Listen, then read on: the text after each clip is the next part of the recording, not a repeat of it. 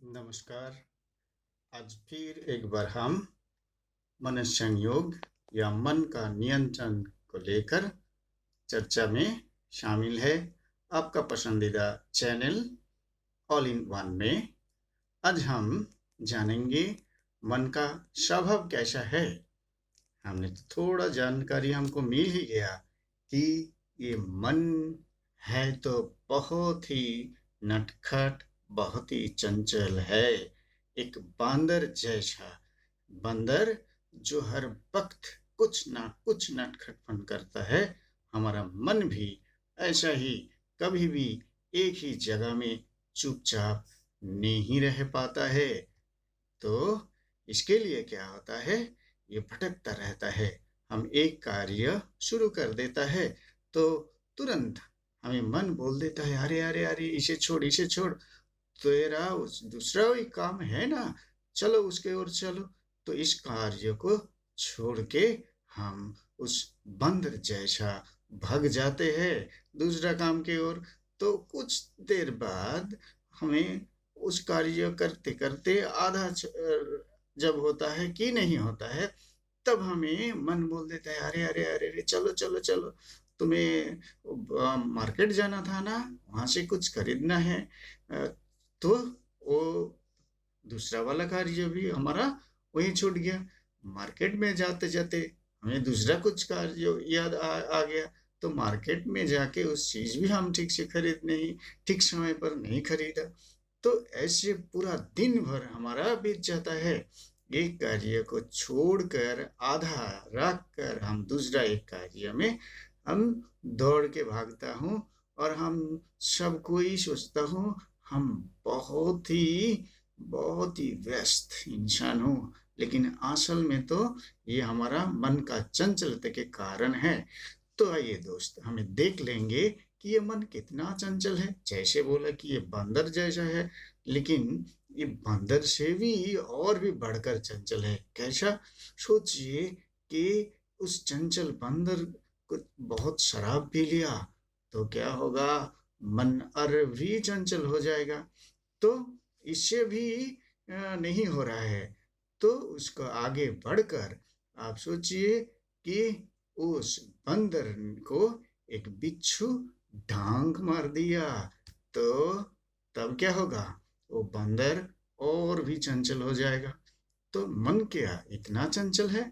नहीं नहीं, उससे भी बढ़कर और भी चंचल है। कितना कि सोचिए, उसका कांध पर एक दुष्ट भूत सवार हो गया तो वो बंदर और भी चंचल हो जाएगा। और हमारा मन उतना ही चंचल नहीं, उससे भी कई गुना चंचल है। तो हमारा मन के लिए ये सब चीज क्या होता है?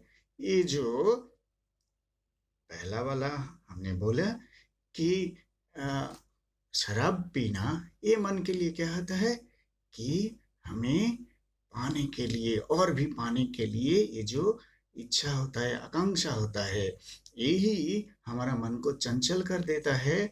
दूसरा क्या है? दूसरा ये एक जलन, ईर्ष्या। बिच्छू का डंक हमें तो बहुत ही जलन देता है, लेकिन उससे भी कई गुना ज्यादा जलन होता है दूसरा का अच्छा देख के। दूसरों को कोई अच्छा बोल रहा है, उसका कोई बहुत प्रशंसा कर रहा है, ये तो इतना जलन होता है कि बिच्छू का डांग मारने के बाद हमें तो उससे राहत मिलता ही है, लेकिन इस जलन से, ईर्ष्या की जलन से हमें राहत नहीं मिलता है। हम सबको छोटा करके दिखाते हैं और इस चक्कर में हमारा मन में आ जाता है अहंकार। तो इस अहंकार आने से और भी मन चंचल हो जाता है, हम कुछ भी सीख नहीं पाते हैं। इसलिए पूरा जिंदगी भर हम क्या करते हैं कि इस आकांक्षा, इस ईर्ष्या और ये अहंकार, इन तीन जो हमारा शत्रु हैं, इनका चक्कर में आके अपना मन का शक्ति को हम नष्ट कर देता है। और कोई भी अच्छा कार्य ध्यान लगा के ठीक से हम कर नहीं पाते हैं।